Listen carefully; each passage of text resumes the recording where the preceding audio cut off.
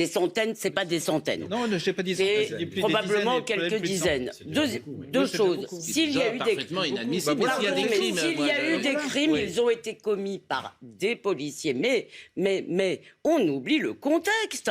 La France est en guerre. C'est une guerre civile, si on veut. Et la guerre est en train d'arriver en métropole. Il y a 22 policiers qui ont été assassinés dans des conditions effroyables à Paris et en région parisienne essentiellement, dans des attentats isolés. Les policiers sont terrifiés et très remontés. Les faits ont fait l'objet d'une amnistie en 1966. Et s'il y a eu des crimes, ils ont été commis par des individus. Mais nous sommes en guerre. Tout le monde oublie, si vous voulez.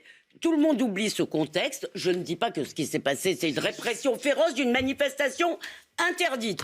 Et je finis en disant une chose, Gérard, le FLN, c'est sa stratégie habituelle.